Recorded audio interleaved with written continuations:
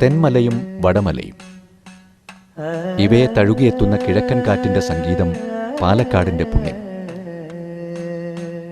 കാവേരി തീർത്ത കലാപാരമ്പര്യവുമായി തഞ്ചാവൂരിൽ നിന്നും പേരാറിന്റെ ഉത്ഭവസ്ഥാനത്ത് തമിഴ് ബ്രാഹ്മണർ വാസമുറപ്പിച്ചപ്പോൾ പാലക്കാടിന്റെ വാദ്യചരിത്രത്തിൽ ശാസ്ത്രീയ സംഗീതത്തിന്റെ സ്പർശമുണ്ടായി. അന്നും ഇന്നും പരീക്ഷണ തൽപരരായവരുടെ വാദ്യകലാ പാരമ്പര്യമാണ് പാലക്കാടിന്. 18 ഗ്രാമപ്രദേശങ്ങൾ ചേർന്നതാണ് പാലക്കാട്.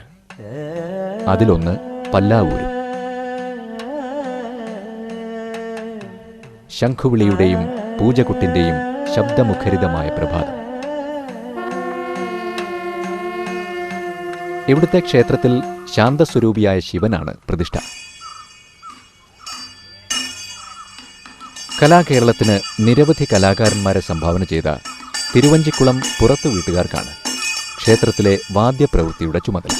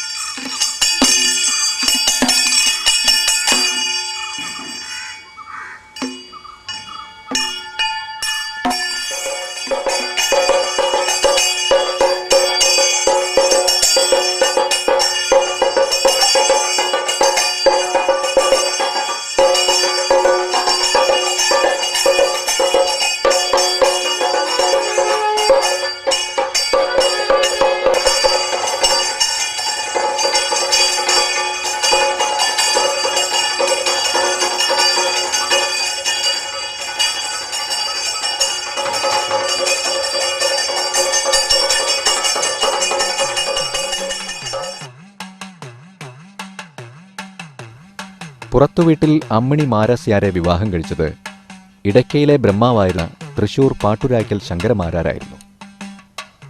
ഇവരുടെ ദാമ്പത്യത്തിൽ 1103 ആണ്ടിൽ പിറന്ന ആദ്യപുത്രന് ശങ്കരൻ എന്ന് നാമകരണം ചെയ്തു. നാട്ടിലും വീട്ടിലും കണ്ണിലുണ്ണിയായ ആ ബാലനെ അവർ അപ്പു എന്ന് വിളിച്ചു. അപ്പുവിന്റെ ബാല്യകാലം ബാലാരിഷ്ടതകളും പട്ടിണിയുമായിരുന്നു.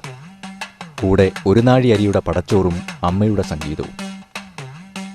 വിശപ്പിന്റെ ഒട്ടിയ വയറുമായി പല്ലാവൂരപ്പന്റെ മുന്നിൽ ഇടയ്ക്കയിൽ നിവേദ്യമർപ്പിക്കുമ്പോൾ ഇടയ്ക്കയിലെ സംഗീതത്തിന്റെ ജീവാംശം വരദാനമായി ലഭിക്കുകയായിരുന്നു അപ്പു എന്ന അപ്പുമാരാർക്ക്.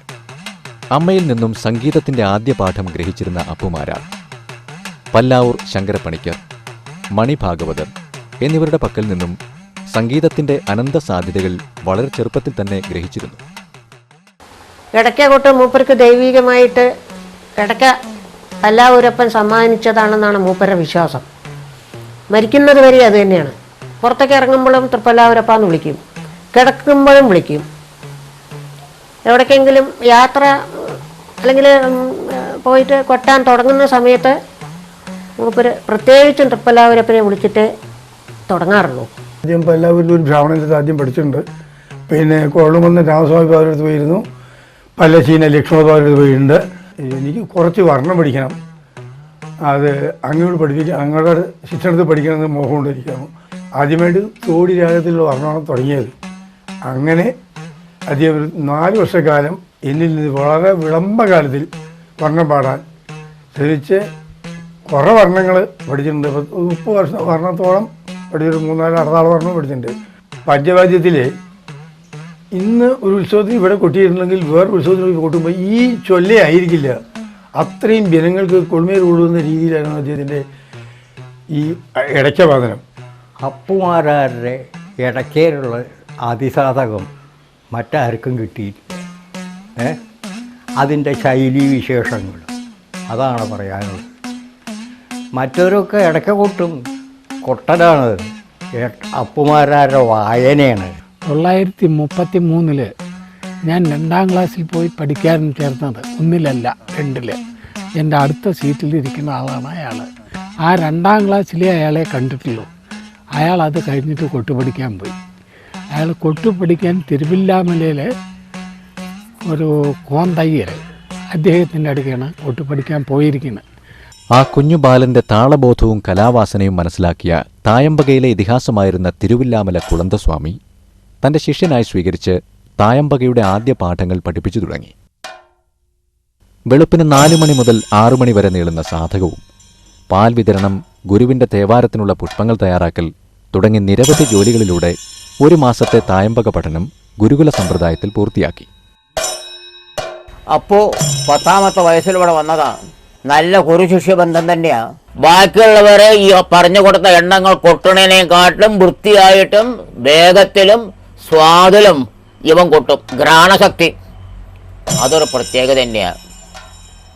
എന്തും ഏതും എപ്പോഴും അവന് പ്രത്യേക ഒരു ഗുണമാണ്. സ്വാദ്, കയ്യും കോലും, ആ ഉരുളിച്ചേർന്ന ഭംഗിയും ആ ഇടത്തേക്ക് കൊണ്ടുള്ള വീക്കലും അതൊരു പ്രത്യേകത തന്നെയാണ്. 10ാം വയസ്സിൽ പല്ലാവൂർ ക്ഷേത്ര ഗോപുരനടയിൽ തായമ്പക കൊട്ടിയായിരുന്നു അപ്പുമാരാരുടെ കലാസബരിയുടെ തുടക്കം. അമ്മാവനായ പുറത്തു വീട്ടിൽ നാണുമാരാർക്ക് അപ്പുമാരാരുടെ തിമിലയിലേക്കുള്ള പ്രവേശനത്തിന് 1 മാസത്തെ ശിക്ഷണമേ നൽകേണ്ടതായി വന്നുള്ളൂ. സംഗീതത്തിലും തായമ്പകയിലും അപ്പുവിന് ലഭിച്ചിരുന്ന അറിവായിരുന്നു കാരണം. അപ്പുമാരാരുടെ വാദ്യം ഒന്ന് ചെണ്ട, പിന്നെ തിമല, പിന്നെ അടയ്ക്ക.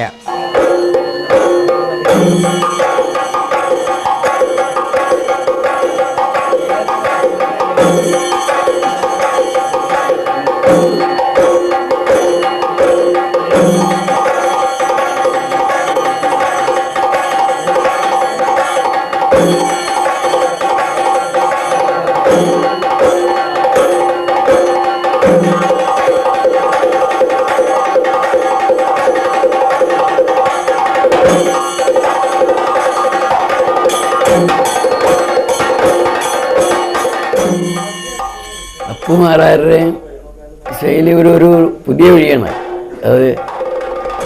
അത് പാലക്കാട് ശൈലിയിലെ മുഴുവൻ അല്ല, മറ്റേ അതിനും ഒരു മാറ്റമുണ്ട്. അപ്പുമാരാരുടെ അത് പ്രത്യേക ശൈലി. അപ്പുമാരാരുടെ ശൈലിയെ പോലെ വേറൊരാളും ഇല്ല. അയാൾ ഒറ്റയ്ക്ക് തന്നെ ഉള്ളൂ. വേറെ ആരും കൂട്ടുകാരില്ല.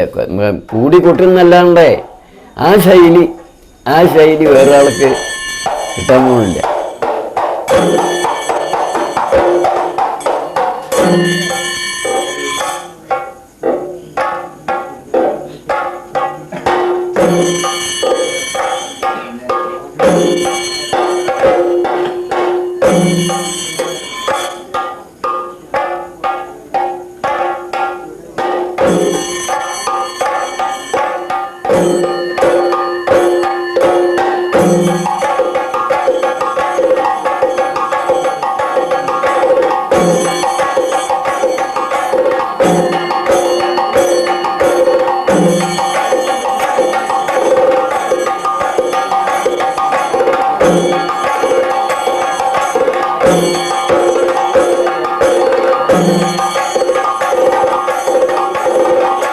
വാദ്യകലയിൽ കേരളത്തിൻ്റെ ചെണ്ട, തിമല, എടക്ക ഈ 3 കാര്യങ്ങളിലും ഒരേമാതിരി കൈകാര്യം ചെയ്യുന്ന ഒരു കലാകാരനായിരുന്നു അപ്പേട്ടൻ.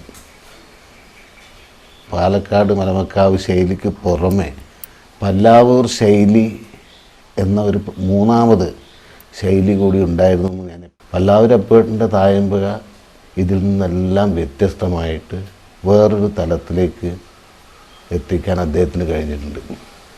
അത് എല്ലാ ജനങ്ങളാലും അംഗീകരിക്കപ്പെട്ട് കഴിഞ്ഞൊരു വിഷയം. ഈ വലിയാറാട്ടിന് ആദ്യത്തെ 56-ലാണെന്നാണ് എൻ്റെ ധാരണ. അതായത് കുനിശ്ശേരി പല്ലാവൂർ കൂടിയുള്ള വലിയാറാട്ടാണ്. 12 കൊല്ലം കൂടുമ്പോൾ കഴിക്കുന്നതാണത്.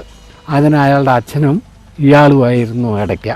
അവിടുന്ന് തന്നെ അവർ തുടങ്ങിയ മുതൽ തന്നെ അവർ തമ്മിലുള്ള ആ വാശി, അയാൾ ഇടയ്ക്കെടുത്തു, ഇയാളും ഇടയ്ക്കെടുത്തു. ഇയാൾ ഒരു മാത്രയ്ക്ക് കുറച്ചുകൂടി കമ്മിയാക്കിയിട്ട് നല്ലോണം പരികാലത്തിലാണ് എടുത്ത്, അയാളെ ഇത്തിരി വേഗം മുക്കോട്ടെ പറഞ്ഞിട്ടാണ് എടുത്തത്. 1966-ൽ തിരുവില്ലാമല നിറമാല ദിവസം ക്ഷേത്രവാദ്യകലയിലെ അയിത്തത്തിനെതിരെ അപ്പുമാരാർ രംഗത്തു വന്നു. ഇതിൽ പ്രകോപിതരായ സ്വന്തം സമുദായം അദ്ദേഹത്തെ ഭ്രഷ്ട് കൽപ്പിച്ച് അകറ്റി നിർത്തുവാൻ ശ്രമിച്ചു. ഇതിനെതിരെ അപ്പുമാരാർ ജാതി ചോദിക്കരുത് ഞാൻ പറയില്ല എന്നെഴുതിയ ബോർഡും തൂക്കി. സൈക്കിളിൽ വാദ്യകലയെ ജനകീയമാക്കുവാൻ ഇറങ്ങിത്തിരിച്ചത് ചരിത്രത്താളുകളിൽ മായാതെ നിൽക്കുന്നു. ഏകാഗ്രതയുടെയും കഠിനാധ്വാനത്തിൻ്റെയും സഫലമായ യാത്രയിലൂടെ അപ്പുമാരാർ പാരമ്പര്യ കൊട്ടുരീതിയും ഭൂതകാല ചരിത്രവും നിശിതമായി പരിശോധന ചെയ്ത് അക്കാലത്തെ കൊട്ടിൻ്റെ സങ്കല്പ സൗധങ്ങളെ സംഹരിച്ചു. തൻ്റെ പുതിയ ശൈലിയുമായി തോൽ പൊതിഞ്ഞ വാദ്യങ്ങൾക്ക് മുന്നിൽ തലകുനിക്കാതെ ചെണ്ടയിലും തിമിലയിലും ഇടയ്ക്കയിലും സമാനതകളില്ലാതെ വളർന്നു വലുതാവുകയായിരുന്നു അദ്ദേഹം. അപ്പുമാരാർ അവസാന കാലത്ത് താമസിച്ചിരുന്ന വീട് ഇവിടെ വച്ചായിരുന്നു അദ്ദേഹം പുതിയ താളക്രമങ്ങൾ കണ്ടുപിടിച്ചത്. പൂരപ്പറമ്പുകളിൽ നിന്നും പൂരപ്പറമ്പുകളിലേക്കുള്ള യാത്രകൾക്കിടയിലും തൻ്റെ കുടുംബത്തെ അപ്പുമാരാർ ശ്രദ്ധിച്ചിരുന്നു. ജോലി എന്ന് വെച്ചാൽ കൊട്ടാൻ പോവുക എന്നുള്ളത് പ്രധാനമായിട്ടുള്ളൊരു കാര്യമാണ്. എങ്കിലും ജോലി കഴിഞ്ഞ് വന്നാൽ എത്ര ദിവസം ക്ഷീണിച്ചിട്ട് വന്നിട്ടുണ്ടെങ്കിലും വീട്ടിലത്തെ കാര്യങ്ങൾ ആദ്യം അന്വേഷിക്കുന്നതിൽ ഒരു കുറവും വരില്ല. സ്വന്തം അഭിപ്രായത്തിൽ തന്നെ എല്ലാം നടക്കണം എന്നുള്ളൊരു ഉദ്ദേശമുള്ള ആളാണ്. പറഞ്ഞാൽ ഒട്ടും അതിശയമല്ല. ആ രൂപം ഒരു ചെണ്ടക്കാരന്, അന്നൊക്കെ എനിക്കൊരു ചെണ്ടക്കാരൻ എന്നുള്ള സ്വപ്നമേ ഉള്ളൂ.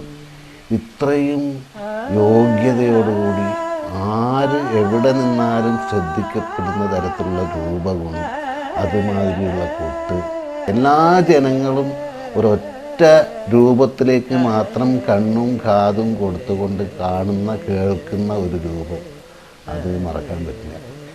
പിന്നെ അദ്ദേഹത്തിൻ്റെ പഠിപ്പിക്കുന്ന രീതി, അദ്ദേഹത്തിൻ്റെ ആ പഠിപ്പിക്കുന്ന കാര്യത്തിലുള്ള നിഷ്കർഷ,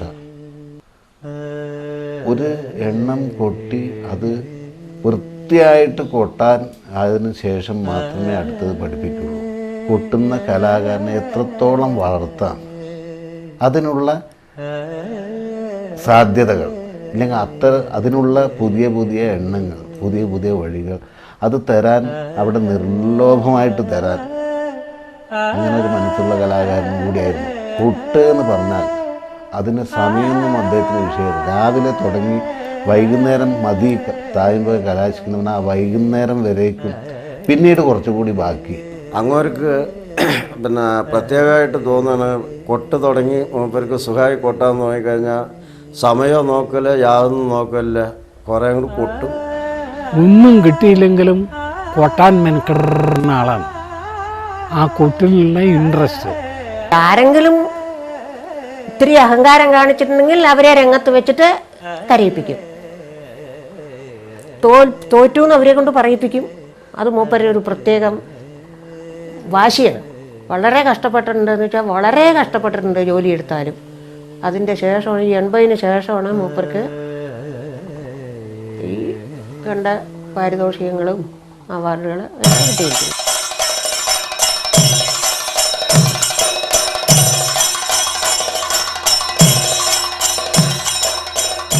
അപ്പുമാരാരുടെ കൊട്ടിൻ്റെ രീതി അദ്ദേഹത്തിൻ്റെ ജീവിത ഭാഷയിലും കാണാം. അദ്ദേഹം കൊട്ടുമ്പോൾ നന്നായി അധ്വാനിക്കും, പക്ഷെ ഒരിക്കലും ശരീരം ഉലയാറില്ല. ശാരീരിക ചലനങ്ങളില്ലാതെ മുഖം പുഞ്ചിരിച്ച് കൈക്കുഴ മാത്രം അറിയുന്നത് കാണാം. എത്ര മണിക്കൂർ ജോലിയെടുത്താലും ക്ഷീണം അദ്ദേഹത്തെ പിടികൂടിയിരുന്നില്ല. മുഖത്തെ വിയർപ്പ് തുള്ളികൾക്കും കൊട്ടുഭാഷയുടെ ഘടനയായിരുന്നു. തൻ്റെ ഇഷ്ടവാദ്യങ്ങളുമായി അപ്പുമാരാർ കേരളത്തിൽ സഞ്ചരിക്കാത്ത ക്ഷേത്രങ്ങൾ ചുരുക്കം. ഇതിൽ നിന്നും നേടിയെടുത്തതോ 10,000 തായമ്പകയുടെ റെക്കോർഡും. എങ്കിലും അംഗീകാരത്തിനും അവാർഡുകൾക്കും വേണ്ടി ആരുടെ മുന്നിലും ചെന്നതുമില്ല. തന്നെ തേടിയെത്തുന്ന അംഗീകാരങ്ങളെ നിസ്സംഗതയോടെ നോക്കിക്കണ്ടു അപ്പുമാരാർ. പണത്തിനു പിന്നാലെയും അദ്ദേഹം പോയിരുന്നില്ല. വാക്കിലും നോക്കിലും പ്രവൃത്തിയിലും ലാളിത്യം നിറഞ്ഞ ജീവിതമായിരുന്നു അപ്പുമാരാരുടേത്.